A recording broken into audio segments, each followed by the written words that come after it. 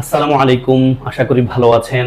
আমরা আজকে প্রিপোজিশনের এমন কিছু ব্যবহার দেখব, একটা শব্দের সাথে একাধিক প্রিপোজিশন বসে, অর্থ চেঞ্জ হয়ে যায়। আমরা কখন কোনটা ব্যবহার করব এটা আমরা দেখব, সবার নিশ্চয়ই কাজে দিবে। আমি আজকের শুরুতে একটা সুন্দর কোট লিখেছি, আপনারা হয়তো ছবির মানুষটাকে চেনে থাকবেন। 4টে বিষয়ে লজ্জা পাবেন না: পুরাতন কাপড়, বয়স্ক মা বাবা আমাদের সবার জন্য খুব দামি, দরিদ্র বন্ধু এবং সাধারণ জীবনযাপন। আমরা আজকে পড়ব কনসিস্ট শব্দের সাথে দুটা প্রিপোজিশন বসে, সেটা আরো কিছু বিষয়। Happiness consists in simplicity. Our team consist of 11 players.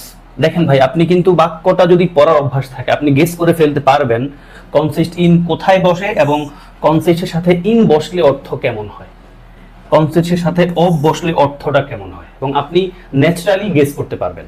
Yes, এটাই বাক্য বুঝে পড়ার পাওয়ার। আপনি বুঝতে পেরেছেন কনসিস্ট ইন মানে হলো নিহিত থাকা, কোনো কিছু কোথাও থাকা। তাহলে হ্যাপিনেস, সুখ নিহিত থাকে কোথায়? সিম্পলিসিটিতে। অন্যদিকে আওয়ার টিম কনসিস্ট অফ মানে গঠিত হওয়া, যেটাকে আমরা মেড আপ অফ আকার উপরে এসেছি। তাহলে our team consist of 11 players, আমাদের দলটা গঠিত হয়েছে 11 জন সদস্য দ্বারা। দেন আমরা দেখব কম্পেয়ার শব্দের সাথেও দুটা প্রিপোজিশন বসে, কখন কোনটা।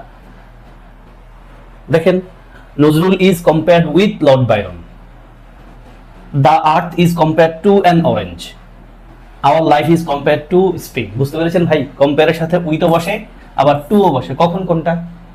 যদি সমজাতীয় জিনিসের সাথে তুলনা হয় তখন আমরা কম্পেয়ার উইথ লিখি।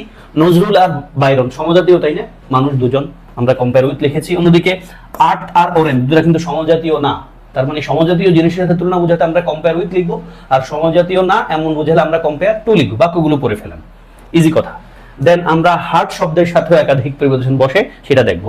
আসেন, he is hard at study specially before exam.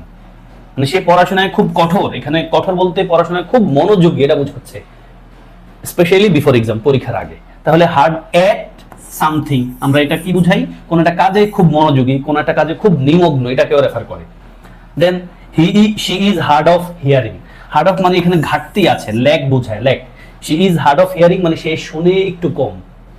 Then we are hard up at the moment. Hard up মানে আমরা এখন সমস্যাগ্রস্ত আছি এট দ্য মোমেন্ট, এই সময়। তার মানে উই আর হার্ড আপ, আমরা সমস্যায় আছি এট দ্য মোমেন্ট, এই মুহূর্তে।